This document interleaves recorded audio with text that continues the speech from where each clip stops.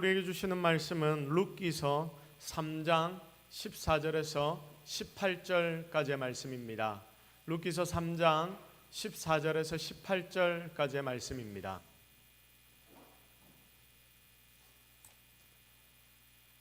구약성경 406페이지 다 찾으셨으면 한 목소리로 하나님 오늘 우리에게 주시는 말씀을 합독합니다.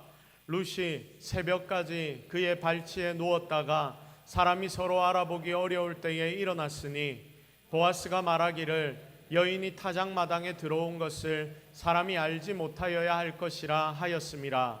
보아스가 이르되 내 겉옷을 가져다가 그것을 펴서 잡으라 하매 그것을 펴서 잡으니 보리를 6번 되어 룻에게 지워주고 성읍으로 들어가니라.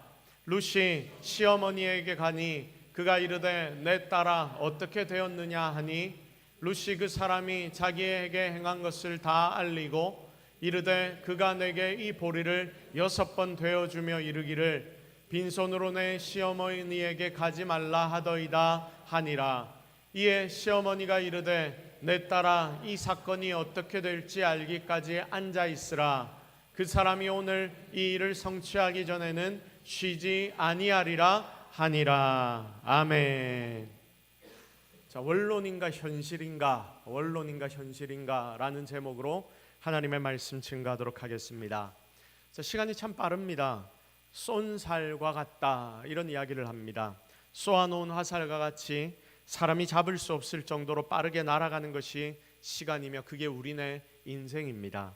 어찌 생각해보면 2023년이라는 게 단어 자체도 아직까지도 조금 적응이 덜 됐네 싶은 생각이 들 때가 있는데 벌써 10월의 셋째 주가 되었고 이제 곧 2024년을 맞이할 준비를 해야 하는 시간이 다가오고 있습니다. 이렇게 빠른 시간 속에서 우리가 가장 받은 큰 축복이 뭐냐? 여러분 이렇게 질문을 해본다면 하나님이 나를 사랑하시고 나를 구원하셔서 그래서 지금 이 예배의 자리에까지 우리를 불러주셨다. 바로 이 사실 아니겠습니까? 지금 이 자리에 우리 모두는 하나님이 우리를 사랑하시고 구원하셨다 고백하는 자들입니다. 그래서 우리는 바로 이 자리에 앉아 있습니다. 만약 하나님이 그렇게 우리를 사랑하셔서 구원하시고 하나님의 자녀를 삼아주셨다면 하나님은 틀림없이 앞으로도 우리를 지키시고 책임져 주실 것입니다. 여러분 이것을 믿습니까? 우리가 이 사실을 확실하게 믿는다면 우리는 더 이상 나의 미래, 내 장래에 대해 두려워하고 염려할 필요가 없게 되는 거죠. 왜냐하면 하나님 안에서 평안과 안식을 누릴 수 있기 때문입니다. 나의 현실은 지금 힘들고 어렵지만 우리 속에 하나님을 향한 믿음이 존재한다면 우리는 하나님을 더 의지할 수 있다 그 말입니다. 그런데 우리는 여러분의 삶을 한번 돌아보십시오. 여러분은 이런 안식과 평안을 항상 누립니까? 항상 누린다라고 대답하는 사람은 거의 없을 것 같습니다. 예수를 믿는데도 여전히 불안함과 두려움이 존재하고 그리고 미래 일에 근심들이 너무나 많습니다. 이런 감정이 생길 때 우리는 나의 믿음에 대하여 다시 한번 점검해 볼 필요가 있습니다. 어떤 분들은 이 말을 들으면서 이런 생각을 할 수 있습니다. 그건 목사님 너무 원론적인 이야기죠. 이론이지요. 목사님은 앞에서 하나님의 말씀을 선포한다고 하니까 성경에 있는 그대로 이야기하는데 실제로 삶을 살다 보면 다릅니다. 무조건 믿는다고 다 되는 게 아닙니다. 훨씬 복잡하고 어려운 게 삶입니다. 세상을 나가보면 현실과 이 이상과 하나님의 말씀이 너무나 많이 다릅니다라고 여러분들 중에 이야기하는 사람들이 분명 존재할 것입니다. 이 말이 다 틀렸다고 이야기하지 않습니다. 원칙, 원론은 단순하고 명료합니다. 그런데 실제 그것을 우리의 삶에 적용하려고 해보면 여러 가지 어려움에 너무나 많이 부닥치게 됩니다. 그러나 여러분, 성경에서는 항상 원론만을 말씀합니다. 여러 사례들을 들어서 우리 믿음의 선배들이 어떻게 원론적인 삶을 살아갔는지를 우리에게 계속해서 알려줍니다. 여러분 그래서 세상의 학문과 우리가 믿는 이 성경 하나님의 말씀 원론을 이야기한다는 것에 대해서는 어쩌면 비슷하다 생각이 될 수 있지만 여러분 세상의 학문과 우리 하나님의 말씀은 정말 다릅니다. 왜냐하면 세상의 학문에서는 이 원론이란 것이 실제 삶이 되기가 참 어렵기 때문입니다. 그런데 세상의 학문과 다르게 하나님의 말씀을 우리가 그대로 믿고 그런 삶을 누리기를 원하면 말씀 따라 살면 그 삶이 그대로 살아내어지는 것이죠. 왜냐하면 하나님은 살아계시고, 그리고 이것이 그냥 우리의 머릿속에 남아있는 이론이 아니라 하나님이 주신 성경의 약속이기 때문에, 그래서 그냥 우리는 이 모든 하나님의 말씀을 원론으로 치부해버리면 안 되는 겁니다. 오늘 본문에는 보아스라는 당시의 베들레헴의 유력자가 나옵니다. 이 사람은 룻과 나오미에게 큰 은혜를 베풉니다. 그 시대에 잘 볼 수 없는 큰 사랑과 자비를 베푸는 인생이 이 보아스라는 사람입니다. 율법이 다스리는 시대입니다. 그런데도 불구하고 사람들은 율법을 무시하고 자기의 마음에 맞는 대로 이 율법을 해석하며 살아가지만, 이 보아스는 율법을 바로 알았고, 그리고 또 율법의 원론이 무엇이었는지 바로 하나님의 은혜라는 것을 그가 제대로 알았으며, 엄격한 법으로도 사람의 마음을 다스리기 어려운, 여러분 그때가 사사시대 아닙니까? 그때 왕이 없어서 다들 자기 마음대로 살았던 그 시대에 그는 하나님의 법을 넘어선 은혜의 원리에 따라 살았던 인생이 보아스입니다. 그러니까 보아스에게 하나님의 말씀은 원리가 아니라 삶의 현실이 되었고 그의 삶이 되었으며, 그래서 여러분 그의 인생은 결국 복된 인생이 되었고 바로 예수 그리스도의 족보 가운데 들어가는 그런 은혜를 이 보아스는 누리게 된 것입니다. 원론이라 말할 수밖에 없는 말씀이 이 보아스라는 사람 안에서 현실적인 약속의 성취로 바뀝니다. 룻이라는 이방 여인 안에서 이 원론적인 하나님의 말씀이 현실의 삶의 능력으로 나타납니다. 그러므로 지금 이곳에 있는 우리도 바로 이 약속의 말씀을 제대로 붙잡아야 합니다. 여러분, 우리가 18절 말씀을 다시 한번 읽어보도록 하겠습니다. 시작. 이에 시어머니가 이르되 내 딸아 이 사건이 어떻게 될지 알기까지 앉아 있으라. 그 사람이 오늘 이 일을 성취하기 전에는 쉬지 아니하리라 하더라. 아멘. 거기에 나오미는 이 보아스에 대해서 뭐라고 이야기를 하냐면, 그가 오늘 이 일을 성취하기 전에는 어떻게 하지 않을 것이다? 쉬지 않을 것이다 라고 말하고 있습니다. 이게 믿음의 고백이죠. 이 말씀은 바로 보아스에게 하나님의 성품이 있다는 것을 알려주는 말씀입니다. 살아계신 우리 하나님이 바로 이런 분이십니다. 하나님은 절대로 일을 성취하기까지 쉬지 않으십니다. 그러니 우리의 삶에 하나님의 말씀을 우리가 따라 살아가기 시작하면 이게 원론이나 이론이 아니라 현실로 나타나게 되는 것입니다. 왜냐하면 신실하신 하나님이 계시기 때문입니다. 이사야 62장 1절 말씀 여러분 함께 합독합니다. 나는 시온의 의가 빛같이 예루살렘의 구원이 횃불같이 나타나도록 시온을 위하여 잠잠하지 아니하며 예루살렘을 위하여 쉬지 아니할 것인즉. 아멘. 이렇게 우리 하나님은 절대로 쉬지 않으십니다. 그러면 여러분, 이런 하나님에 대한 고백이 여러분의 삶에서 원론, 이론으로 끝나는 게 아니라 정말 이게 여러분의 현실의 사실로 나타나기 위해 여러분 그렇게 만들려면 어떻게 우리가 살아야 합니까? 오늘 그 비결에 대하여 함께 나누도록 하겠습니다. 그 비결의 제일 중심은 그분과 보조를 맞추는 것입니다. 그분이 하시는 대로 따라가면 됩니다. 내 뜻 내 마음대로 하는 게 아니라 그분의 뜻 그분의 마음대로 하나님의 말씀에 기록된 대로 우리가 따라 살아가는 것입니다. 이게 믿음이라는 거예요. 믿음이 있다는 말은 우리 하나님과 보조를 잘 맞추어서 세상을 뚜벅뚜벅 살아나간다, 그 말입니다. 여러분, 이게 얼마나 귀하고 아름다운 일입니까? 여러분, 어렸을 때 부모님의 손을 꼭 잡고 밤거리를 걸어본 적이 있을 겁니다. 어둡고 무섭습니다. 등이 거의 없습니다. 그래서 그 길을 홀로 가려고 하면 어린 아이는 무서워서 잠시도 버티지 못하는 그런 길입니다. 그런데 엄마나 아빠의 손을 꼭 붙잡고 있으면 어떻게 됩니까? 그 어두운 길을 쉬이 걸어가게 됩니다. 괜찮습니다. 그것만으로 아이에게 충분한 거죠. 이 아이의 손을 꼭 붙들고 있는 아빠의 손, 그 손의 온기로 인하여 아빠가 내 옆에 있다는 것으로 인하여 이 아이는 두려움을 이깁니다. 어디로 가는지 몰라도 괜찮습니다. 어느 정도 걸음으로 걸어야 하는지 걱정을 안 해도 됩니다. 걸어가다가 힘들면 아빠가 안아주고 업어줄 것입니다. 뒤에서 어떤 발자국 소리가 들려도 안 무섭습니다. 아니, 조금 무서워도 아빠에게 이야기하면 아빠가 처리해 줍니다. 이게 신경이 안 쓰이게 되는 겁니다. 왜? 아빠가 바로 나의 손을, 엄마가 바로 나의 손을 꼭 붙잡고 있기 때문입니다. 성도 여러분, 이게 바로 믿음의 발걸음 아닙니까? 그러니 우리가 해야 할 것이 너무나 명확하지 않습니까? 바로 아빠, 아버지 되신 하나님의 손을 꼭 잡고, 여러분 하나님 아버지의 지시를 따라, 하나님의 말씀을 따라 그분을 의지하며 매일매일의 삶을 걸어가는 것, 여기에 여러분의 인생에 안전이 있고 소망이 있고 평안이 있다는 것을 꼭 기억하십시오. 모든 것을 책임지시는 분은 내가 아니라 누구시다? 나의 아버지 되신 하나님이시기 때문입니다.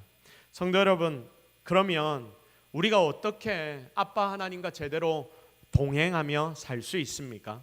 어떻게 하면 원론과 이론 같은 이 하나님의 말씀이 바로 여러분의 삶에서 현실이 됩니까? 오늘 본문에 나오는 룻과 나오미의 모습을 통해서 우리는 그것을 찾아볼 것입니다. 이들이 보아스를 통해 인도받는 모습을 보면서 성경은 오늘 우리가 하나님의 인도를 어떻게 받으며 살 수 있는지를 알려주고 계십니다. 오늘의 말씀을 통해서 여러분의 삶에서도 정말 하나님의 말씀이, 원론과 같은 하나님의 말씀이 여러분의 현실이 되는 기적이 나타나기를 주님의 이름으로 축복합니다. 그래서 세 가지로 오늘 말씀을 나누도록 하겠습니다. 첫 번째, 원론이 현실이 되기 위해서는 신뢰가 필요합니다. 다 같이 따라합시다. 신뢰가 필요하다. 시작. 뭐가 필요하다고요? 신뢰가 필요하다. 신뢰가 여러분 뭡니까? 믿는 거죠. 무언가 그 대상을 믿는 겁니다. 룻은 보아스를 신뢰합니다. 여러분 한번 보십시오. 으슥한 한밤중에 여인이 타작마당으로 남성 보아스를 찾아 들어갑니다. 여러분, 타작마당이 어떤 곳입니까? 물레방앗간. 우리의 전통을 생각해 보면 물레방앗간, 이곳이 바로 타작마당입니다. 보아스는 자신을 그 한밤중에 찾아온 룻의 마음을 금방 이해합니다. 룻은 거리의 여인이 절대 아닙니다. 그는 현숙한 여인입니다. 그런데 자칫 잘못하면 착각할 정도로 이런 행동을 하는 것에 대하여 보아스는 그의 마음을 이해하고 있습니다. 여러분, 룻은 현숙한 여인, 보아스는 그래서 롯이 이른 새벽에 집으로 들어가도록, 다른 사람이 아무도 보지 못하도록 새벽에 일찍 이 여인을 집으로 돌려보냅니다. 배려해 주는 것입니다. 그런데 반대로 이 룻의 입장에서 생각해 보면 다르게 생각할 수도 있었던 것 같습니다. 룻의 행보를 잘 보면 아주 적극적인 여성임을 우리는 알게 됩니다. 왜냐하면 어떤 면에서는 조금 무모하기까지 한데, 왜냐하면 모압에서, 이 여인이 모압 여인 아닙니까? 그런데 모압에서 이스라엘로 오는 것도 나오미의 명령을 따라서 그 밤중에 남자가 홀로 있는 그곳으로 들어가는 것도 상당히 용기가 있고 그 당시 여인으로 치면 굉장히 하기가 어려운 일들인데, 적극적이고 어쩌면 무모한 일들을 행하는 여인이 그 여인이었습니다. 반대로 말하면 무슨 말입니까? 오해를 살만한 행동이기도 했다, 그 말입니다. 그래서 룻은 이 상황에서도 여전히 자기의 생각을 앞세울 수 있었습니다. 룻은 아마 이 소문이 나면 보아스가 자신과 결혼해 줄 것이라고 생각했을 수 있습니다. 왜냐? 당시 율법에는 남자가 여자를 범하면 그 여자와 결혼해야 하는 법이 있었습니다.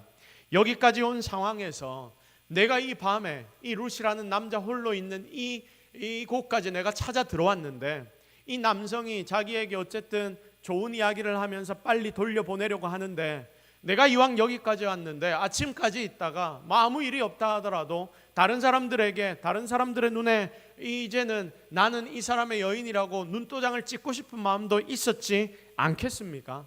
아마 그런 마음이 룻에게 조금은 있었을지 모르겠습니다. 소문을 내려고 했을 수도 있다, 그 말입니다. 그런데 룻의 행동은 다릅니다. 보아스의 명령을 철저하게 따릅니다. 만약 조용히 나가려고 했다가 여러분 나중에 시간이 지난 뒤에 이 보아스라는 이 남자의 마음이 갑자기 바뀌어 버리면 여러분 어떻게 됩니까? 더 이상 아무것도 아닌 일이 되는 것 아닙니까? 그런데도 룻은 보아스를 신뢰했기 때문에 그의 판단, 그의 결정에 순종하고 그 새벽에 다시 집으로 돌아갑니다. 여러분, 순종에서 진짜 중요한 것이 무엇이냐면 신뢰다, 그 말입니다. 여러분이 하나님의 말씀을 순종할 때도 무엇이 있어야 순종할 수 있다? 신뢰가 있어야 순종할 수 있다. 저 오늘날 너무나 많은 사람들이 예수님을 믿습니다. 하나님을 믿습니다. 하나님의 말씀을 듣고 배웁니다. 오늘 우리 교회뿐만 아니라 우리 대한민국 땅, 아니 전 세계를 보면 너무나 많은 사람들이 하나님의 말씀을 이곳에서 듣고 있습니다. 자, 그런데 믿는다는 사람 중에 많은 사람들이 머리로는 배우면서 여전히 가슴으로는 동의하지 않습니다. 지금 이 자리에 앉아 예배하는 우리 중에도 그런 생각이 있을 수 있습니다. 성경의 말씀 일리는 분명히 있는 것 같은데 내 마음까지 확 와닿지 않습니다. 또 말씀은 맞는데 제가 처음에 여러분과 나눴던 것처럼 실제 상황에 들어가 보면 그래서 그런 삶에서 내가 그렇게 행동해버리면 바보가 될 것만 같습니다. 지금 현대사회는 말씀에 순종하며 살기에 참 어려운 시대라고 다른 이들이 다 말을 합니다. 그래서 말씀은 결국 원론적인 것이다, 현실은 그러므로 다르다, 이렇게 결론이 나고 말하게 되는 것 아닙니까? 여러분, 이렇게 생각하며 말씀을 들으면 어떻게 됩니까? 하나님의 말씀은 맞는 말이지만 나와는 조금 동떨어지게 됩니다. 말씀을 들을 때는 잠시 고개가 끄덕거려지지만 여러분, 그렇지 않습니까? 삶의 현장으로 돌아오면 말씀은 그냥 이론이 되어버리는 것입니다. 세상은 더 살기 어려워지고 있고 우리는 그 안에서 세상과 싸우며 헐떡거리며 살아가야 하기 때문입니다. 사랑하는 성도 여러분, 이 모든 이유가 과연 어디에 있습니까? 그 이유는 신뢰 아닙니까? 신뢰가 안 되기 때문입니다. 우리가 말씀대로 산다고 해도 하나님이 복 주실 것 같지 않기 때문입니다. 말로는 내가 하나님의 복을 받을 거다, 하나님의 말씀을 따라 사는 자에게 하나님이 복 주실 거다, 우리의 입술로는 고백하지만 내 속에 저 깊은 곳에서는 믿어지지 않는다니까요. 보아스가 룻을 살릴 수 있는 힘이 있음은 알지만, 이 힘이 있다는 것을 믿지만 정말 보아스가 룻을 살려줄 이유가 있을까? 굳이 그럴 이유가 있을까? 이 부분에 대해서 의심이 됩니다. 신뢰가 되지 않습니다. 확신이 없습니다. 그래서 성경도 세상의 눈으로 보고 세상의 논리로 이해합니다. 심지어 말씀을 선포하는 목사의 입에서도 세상의 가치가 튀어나오고 그렇게 살아가는 시대를 지금 우리는 살고 있습니다. 하나님의 말씀을 듣는 우리에게 이런 생각이 있다는 겁니다. 설교로 목사님 나를 좀 설득시켜 주세요. 설교로 목사님 나를 좀 설득시켜 주세요.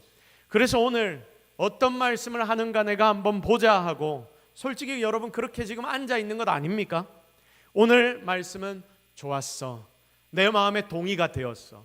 오늘 말씀은 별로였어, 내 마음에 동의가 되지 않았어. 내 삶에 적용할 생각은 하지 않고 판단하고 있습니다. 그런데 말씀은 여러분 절대 설득이 아닙니다. 성경의 말씀은 선포라고 했습니다. 선포, 여러분 선포가 무엇입니까? 반포되는 것입니다.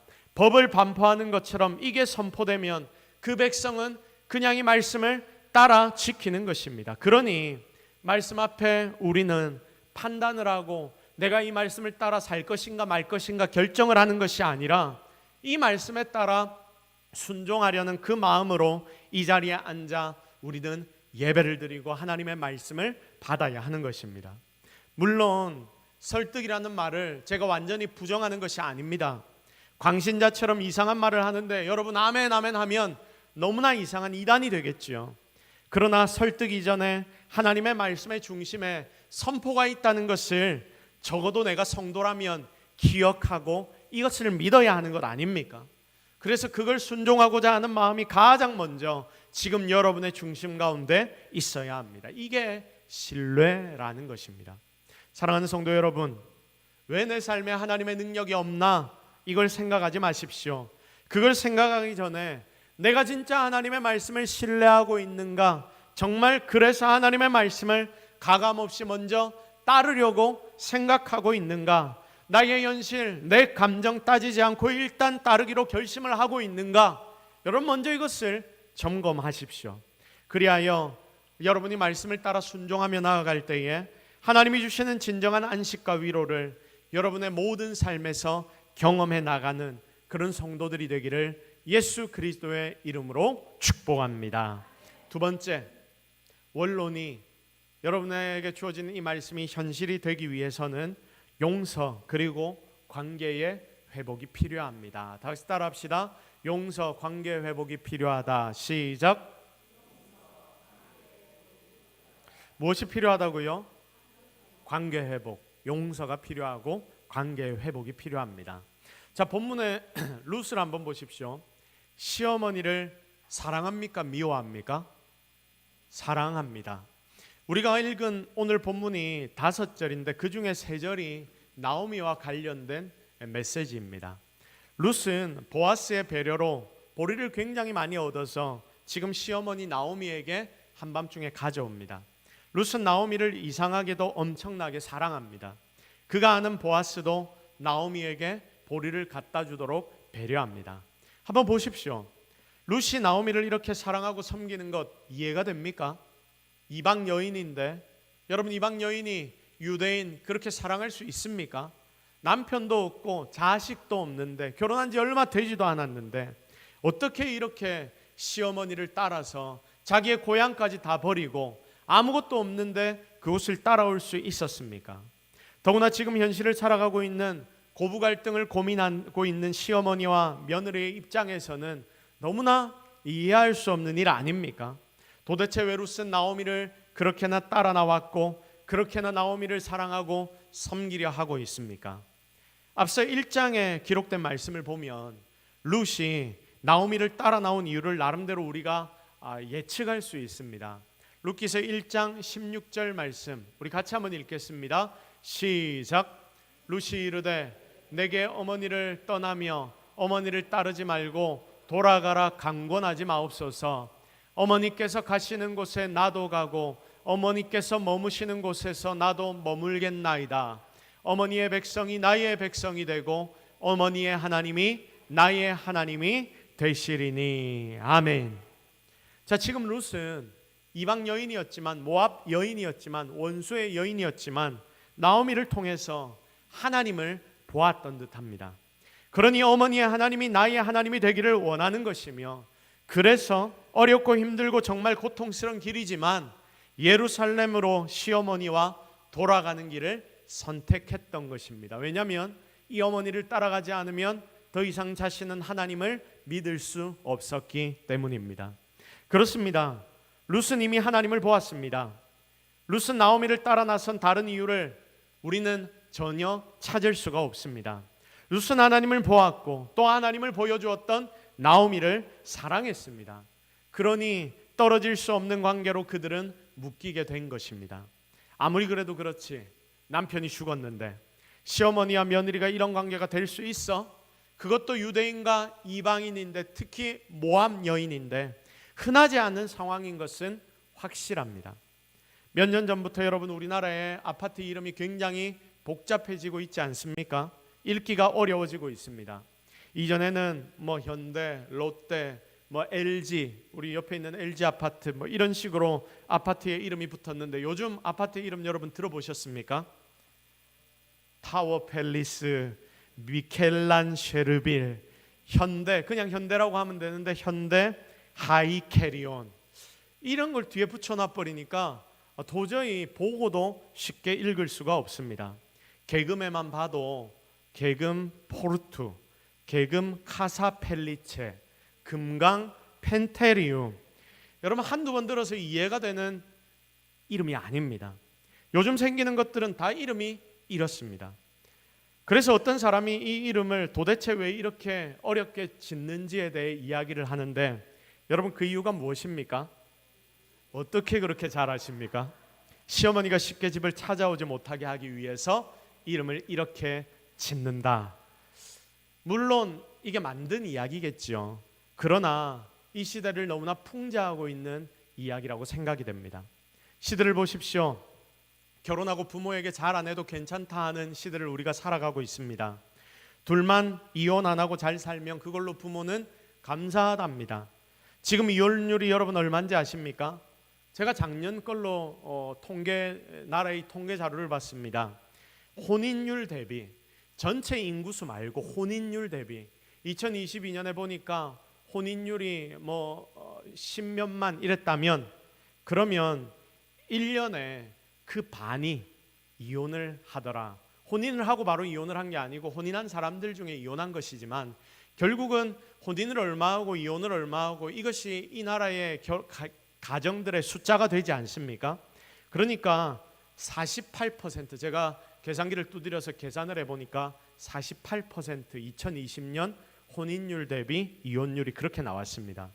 그게 이 말입니다. 1년에 100가정이 결혼을 하면 몇 가정이 이혼을 한다? 48가정이 이혼을 한다. 제가 6년 전쯤에 이걸 따져본 자료가 있어서 제가 찾아봤더니 6년 전쯤에는 38%였습니다. 100가정이 결혼을 하면 38가정 정도가 이혼을 한다. 계속 이게 늘어나는 거예요. 왜냐하면 혼인율은 줄어들고 이혼율은 계속 그대로 가고 있으니까 여러분이 이렇게 이혼이 계속 늘어나는 것입니다. 여러분, 그 이혼의 내용들을 보았습니다. 거의 다가 성격 차이입니다. 상대방을 배려하고 살 수 없는 시대가 여러분 이 시대입니다. 이 시대의 사람들의 성격이 이럴 수밖에 없습니다. 여러분, 그래서 우리는 통계적으로 봤을 때에도 지금 이 시대는 정말 사랑하기 어려운 시대임을 알게 됩니다.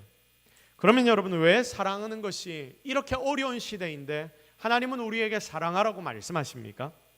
우리가 형제도 사랑 못하고 이웃과 관계도 형통하지 못하면, 왜냐하면 하나님이 우리에게 복을 주시지 않기 때문입니다. 여러분 기억하십시오. 우리와 하나님과의 관계는 우리와 이웃, 우리와 성도 간, 우리와 주변의 형제와의 관계와 절대로 뗄 수가 없습니다. 보통 하나님을 열심히 믿는다 하면서 우리 가정에 소홀하고, 그리고 친척들 모임에 잘 안 나가고, 물론 너무나 큰 핍박이 있는 자들은 이럴 수 있다 생각이 되지만, 여러분 보통 많은 사람들이 핍박이 없는데도 불구하고 불편하다는 이유로 이렇게 행동하는 믿는 자들이 많이 있습니다. 여러분, 그런데 그러면 안 되겠죠. 하나님과 나와의 관계가 바로 되어 있다면 그것이 자연스레 내 주변의 사람들에게 흘러가게 되어 있기 때문입니다. 내가 하나님과 바로 관계가 되어 있다면 나의 남편, 나의 아내, 내 가족과의 관계가 열리어지게 되고, 그리고 하나님이 주신 사랑으로 그들을 사랑하고 용납하게 되고, 내 옆에 있는 형제 자매들, 우리의 목장원들, 그리고 믿지 않는 자들을 향하여 그 사랑이 흘러가게 되어 있습니다. 그래서 마태복음 5장 24절 뭐라고 말씀합니까? 같이 읽습니다. 시작. 예물을 제단 앞에 두고 먼저 가서 형제와 화목하고 그 후에 와서 예물을 드리라. 아멘. 예물을 드린다, 이게 그 당시 제사를 드린다는 이야기니까, 여러분 이 예배의 가장 핵심 중에 한 부분이 바로 예물을 드리는 것입니다. 예배의 가장 큰 핵심, 하나님이 가장 기뻐하시는 그 순간, 예물을 하나님 앞에 드리는 순간이라 하더라도 내 마음 가운데 다른 이들과 내 형제들과 우리 성도들과의 거리낌이 있다면 무엇부터 정리해라? 그 관계부터 정리해라. 예물 하나님 앞에 드리면 하나님이 받으신단 말입니까? 안 받으신단 말입니까? 안 받으신단 말입니다. 예물을 제단 앞에 놔두고 먼저 형제와 화목하고 난 뒤에 예물을 드리라 말씀하십니다.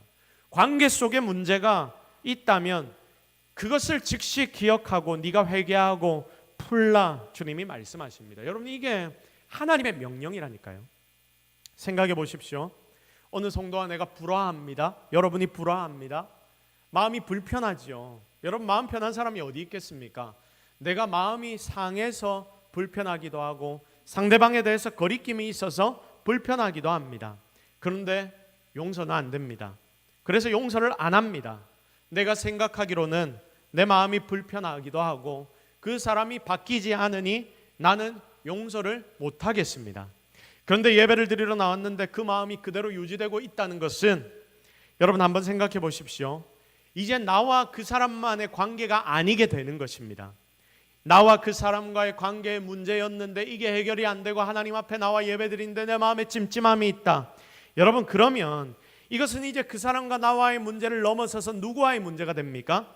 하나님과의 문제가 되는 거죠. 내 마음이 이러니 하나님 싫어하신다 해도 나 어쩔 수 없습니다. 내 마음 찔리지만 나는 이거 바꾸지 않을 겁니다. 여러분, 이러다 보면 어떻게 되냐면 하나님 앞에 기도도 하기 싫어지고 하나님 앞에 예배하러 나오는 것도 어려워집니다. 내가 예배는 드리지만 내 마음은 내 마음입니다. 하나님 앞에 고집을 바닥바닥 키웁니다. 여러분, 이게 제대로 된 성도일까요? 이런 상태가 문제인 이유는 하나님 앞에 제대로 예배 드릴 수 없기 때문입니다. 나는 제대로 예배 드린다 말하지만 하나님 받으시지 않은 예배는 예배가 아니기 때문입니다. 내 속에 감정을 숨기고 예배를 잘 드리는 것 같아도 여러분, 그거 제대로 드려지는 예배가 아닙니다. 하나님이 안 받으시기 때문입니다. 여러분, 하나님이 룻에게 놀라운 축복의 길을 열어주신 이유가 바로 이거 아닙니까? 룻이 나오미를 사랑하면서, 자기의 시어머니를 그렇게 사랑하면서 비록 이방 여인이지만 하나님 앞에 바른 예배자로 서게 되는 거예요. 하나님은 사람의 중심을 감찰하시니까 이 룻의 중심을 하나님이 감찰하시고, 이방 여인이 중요한 것이 아니라 하나님 앞에 바른 관계를 회복하기를 원하는 그 여인의 중심을 하나님은 받아주셨습니다. 사랑하는 성도 여러분, 이렇게 믿음은 용서입니다. 여러분, 이렇게 믿음은 화목입니다. 예수님께서 우리를 위해 오셔서 하나님과 우리 인간 사이에 화목의 제물로 돌아가 주셨듯이 우리도 그러므로 예수 그리스도를 닮아서 화목의 자리에 서야 합니다. 내가 화목하는 자가 되어야 하는데, 내가 다른 일을 미워하고 껄끄러워하고 뒤에서 여러분 뒷담 화나 하고 있다면 여러분, 그게 답이 있겠습니까? 하나님 앞에 내가 열심히 기도하는데 기도하고 난 뒤에 다른 사람에게 전화해가지고 다른 사람 욕을 막 하고, 여러분 이러면 하나님이 기뻐하실까요? 답이 하나도 없습니다. 내가 화목하게 만드는 자가 될 때에 하나님은 룻에게 허락하신 놀라운 은혜를 여러분의 삶에도 물 붓듯이 부어주실 줄로 믿습니다. 여러분, 혹시 이 자리에 걸리는 분이 있다면 회개하십시오. 그리고 여러분의 마음을 넓히십시오. 하나님의 마음으로 상대를 바라보십시오. 그리고 모든 관계를 형통하게 만드는 여러분이 되시기를 주님의 이름으로 축복합니다. 그리하여 정말 하나님의 복을 누리고 정말 여러분의 삶에 이 말씀이 여러분의 현실이 되도록 만드는 모든 성도들이 되기를 예수 그리스도의 이름으로 축복합니다. 자, 마지막으로 원론이 현실이 되도록 만들려면 기다림이 꼭 필요합니다. 다시 따라합시다. 기다림이 꼭 필요하다. 시작. 기다림이 꼭 필요하다. 여러분, 우리 아까도 읽었지만 18절 말씀을 다시 한번 보겠습니다. 18절 말씀 우리 같이 읽겠습니다. 시작. 이에 시어머니가 이르되 내 딸아, 이 사건이 어떻게 될지 알기까지 앉아 있으라. 그 사람이 오늘 이 일을 성취하기 전에는 쉬지 아니하리라 하니라. 아멘. 자, 나오미가 이렇게 말합니다. 앉아 있으라. 일이 어떻게 될 때까지 그거 보면서 네 거기 앉아 있으라. 그 사람이 끝까지 해낼 거다. 여러분, 나오미가 룻에게 지금 이렇게 이야기합니다. 보아스는 예수 그리스도의 모형, 모델이라고 했습니다. 자, 그래서 하나님이 어떻게 일하시는지를 너 보고 기다려라 말씀합니다. 여러분, 이게 바로 기다림이죠. 나오미는 보아스의 타작마당에서 돌아온 며느리 룻에게 그 한밤중에 이 사건이 어떻게 될지 알기까지 앉아있으라 라고 말합니다. 이리저리 다니면서 분위기를 막 살피고, 그리고 돌아보고 전화하고 할 말 안 할 말 다 해버리고 그렇게 답답해하고 하는 그런 행동들 하지 말고 뭐라고 말합니까? 앉아 기다리라. 앉아 기다리라 라고 말씀합니다. 저는 기다림이 신앙의 백미라고 생각합니다. 기다림은 어떤 부분에서는 인내입니다. 그러나 반대로 여러분 속에 진정한 신뢰가 생긴다면 그 기다림은 바로 우리에게 안식이 되는 것입니다. 룻은 그동안 열심히 뛰어다니며 할 일들을 다 했습니다. 그리고 이제는 보아스에게 이 모든 것을 던져버리며 맡겨버리는 것이죠. 이제 보아스가 답을 주기를 기다리는 겁니다. 물론 여기에는 어려운 일들이 많습니다. 그런데 본문에 나오는 나오미의 말을 다시 한번 잘 보십시오. 내 딸아, 이 사건이 어떻게 될지 알기까지 앉아 있으라. 이 사건이 어떻게 될지, 여러분 이 말이 뭐를 뜻합니까?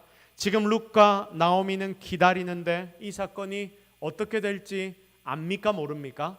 모릅니다. 이것은 그들이 결정할 수 있는 것도 아니고, 그리고 또 그들의 의지로 할 수 있는 것도 아닙니다. 전적으로 보아스의 처분에 맡겨놓는 일이 바로 이 일인 거예요. 보통 사람들은 이런 상황에 빠지면 거의 다 불안해합니다. 하나님 믿는다는 사람들도, 여러분 저도 마찬가지입니다. 여러분들도 마찬가지입니다. 이런 상황에 빠지면 답답해서 그리고 염려에 빠질 것입니다. 어떻게 될까? 잘 돼야 될 텐데 안 되면 어떡하지? 이런 기다림은 사실 너무나 어려운 일입니다. 어떤 길이든 결정되기 전까지 우리는 마음의 평안을 갖는 것이 참 어렵습니다. 그런데 여러분, 우리 믿는 자들은 세상의 사람들과는 다른 생각을 가져야 하는 것 아닙니까? 사실 이때가 쉴 수 있는 기회, 반대로 생각하면 그런 기회가 될 수 있습니다. 오늘 본문의 의미를 보십시오. 내 딸아, 이 사건이 어떻게 될지까지 앉아 있으라. 그 이제 앉아서 기다리는 일만 남았다. 그러니 앉아서 쉬면서 그 결과를 겸허히 받아들일 준비를 하라. 너 이제까지 최선을 다했잖아. 너 이제까지 나를 따라왔고 하나님이 명하신 것 따라 우리가 최선을 다해 율법을 이루어내기 위해 노력했잖아. 그러니 이제는 우리가 할 일들, 하나님이 우리에게 주신 힘을 가지고 최선을 다해 일했으니 이 모든 것들을 하나님 앞에 맡겨버려. 하나님이 그 모든 일에 이제 진행을 시키실 것이야. 여러분, 이게 바로 오늘 이 본문의 메시지의 의미인 것입니다. 그 사람이 오늘 이 일을 성취하기 전에는 쉬지 아니하리라. 여러분, 이 말씀을 보십시오. 우리가 첫 번째 나누었던 것처럼 뭐가 있습니까? 신뢰가 있습니다. 이런 어려운 상황에서 우리가 쉼을 얻을 수 있는 이유, 그 근본적인 이유가 어디 있냐면 바로 하나님에 대한 신뢰 때문입니다. 내가 얼마나 하나님을 신뢰하고 있느냐에 따라서 내가 기다릴 수 있느냐, 기다리지 못하느냐, 이 결론이 나온다, 그 말입니다. 본문의 룻은 결코 염려하지 않습니다. 보아스는 룻이 현재 가장 의지할 수 있는 사람입니다. 더 이상의 길은 없습니다. 보아스가 하지 못하면 누구도 못합니다. 이 베들레헴에서 보아스 이상으로 룻을 도와줄 수 있는 사람은 아무도 없습니다. 사랑하는 성도 여러분, 하나님이 이 자리에 앉아 예배하는 저와 여러분에게 바로 이런 분 아닙니까? 하나님은 우리가 영원히 의지할 분이고 가장 신뢰한 분이신 줄로 믿으시기를 바랍니다. 이분이 하지 못할 일은 누구도 못하고 그분 이상으로 우리가 의지할 존재는 이 세상 어디에도 없는 줄로 믿습니다. 여러분, 이걸 우리가 제대로 믿으면 그분 의지할 수 있고 맡기고 신뢰할 수 있고, 여러분 못 믿으면 못 맡기고 신뢰 못하는 겁니다. 여러분, 믿음이 바로 이런 것입니다. 그래서 믿음은 신뢰입니다. 그분만을 믿는 것이죠. 그분을 믿기 때문에 그에게 모든 것을 맡기는 것입니다. 그렇게 믿기 때문에 우리에게 주어진 마지막 기다림의 시간조차도 우리는 즐길 수가 있게 됩니다. 어떤 상황에도 기다릴 수 있습니다. 여유로운 마음으로 노래하며 사람들을 만나고 하나님 앞에 은혜를 나눌 수 있게 되는 것입니다. 성경의 많은 믿음의 선배들을 보십시오. 자기들이 예수 그리스도를 증거하다가 신약에 많은 믿음의 선배들이 사로잡혀 가서 죽음을 기다릴 때 그들은 두려워하지 않습니다. 그 시간 그곳에서 그들은 함께 기뻐하고 찬양하고 하나님을 예배하고 그러면서 믿음의 고백들을 서로 나눕니다. 이 마지막 기다림의 시간조차도 그들에게는 기쁨이 됩니다. 여러분, 이것이 믿는 자들, 그들이 믿음을 삶으로 나타내는 방법입니다. 성도 여러분, 예수를 믿는다는 것이 이런 것 아니겠습니까? 그래서 예수 믿는 사람들은 여유가 있어야 합니다. 항상 하나님을 의지하여 하나님 앞에 기도하고 그분을 신뢰함으로 기도 응답을 기다리며 그 시간 동안 절대로 우울해하지 않고 아파하지 않고 여유를 갖고 안식을 누립니다. 다니엘이 사자굴에서 여유 있게 하룻밤을 보낸 것처럼 여러분, 우리도 결국은 그런 삶을 누려야 하는 것 아니겠습니까? 물론 어려운 일입니다. 그러나 기억하십시오. 믿음은 기다림이다. 이 기다림은 지루함이나 불안함이나 두려움이 아니다. 우리가 하나님 안에 있을 때 이 기다림은 기쁨이고 여유이고 안식이다. 이 자리에 있는 모든 사랑하는 성도 여러분 가운데 이런 기다림의 은혜가 나타나기를 바랍니다. 그리하여 진정 하나님의 능력을 체험할 수 있는 저와 여러분이 되기를 예수 그리스도의 이름으로 축복합니다. 이제 말씀 정리합니다. 우리 성도는 원론, 이론이 현실이 되는 삶을 사는 자들입니다. 그것 위에 오늘의 말씀을 기억해서 여러분 정말 그대로 지켜내시기를 바랍니다. 하나님 신뢰하십시오. 용서하고 여러분 주변에 있는 사람들과 관계를 회복하십시오. 이 교회 성도들과의 관계를 여러분 회복하십시오. 기다리는 동안 조바심 내지 말고 즐겁게 쉼을 누리며 기다리십시오. 그리하여 하나님의 영광을 여러분의 눈으로 직접 보는, 여러분의 삶으로 직접 그 영광을 드러내는 진짜 성도가 되어서 함께 예수 그리스도께까지 자라나가는 그런 우리 모두가 되기를 예수 그리스도의 이름으로 축복합니다. 우리 시간 말씀 붙잡고 한번 기도하겠습니다. 살아계신 하나님, 역사하시는 하나님, 우리가 하나님 의지합니다. 바랍니다. 하나님 오늘 우리에게 말씀하신 것 우리가 그대로 따라 살기를 원합니다. 주님 오늘 우리와 함께하여 주옵소서. 여러분 이 제목들을 놓고 오늘 말씀을 통해 여러분이 깨달은 것들 결단하며 기도하며 나아가십시다. 하나님 오늘 우리가 하나님 앞에 나와왔습니다.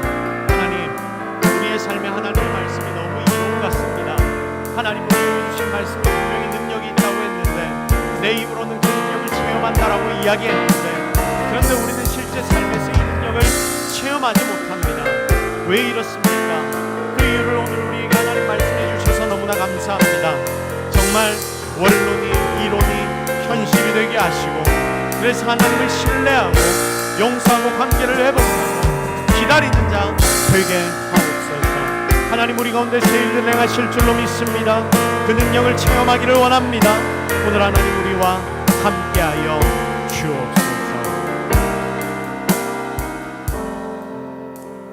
하나님 오늘 우리와 함께하여 주셔서 너무나 감사합니다. 여러 상황과 환경 가운데 있지만 그래도 우리가 그 속에서 하나님만 바라보기를 원합니다. 어려운 자들, 아픈 자들, 고통스러운 자들, 하나님 앞에 여러 가지 기도의 제목들을 가지고 온 모든 자들 오늘 이 시간 주께 다 맡겨버리고 하나님 앞에 진정한 믿음을 보여 이제 이 하나님의 말씀이 내 삶에 현실로 나타나게 주님 축복하여 주옵소서. 모든 것 다 하나님 은혜인 줄로 믿사옵고 예수 그리스도의 이름으로 기도드립니다. 아멘.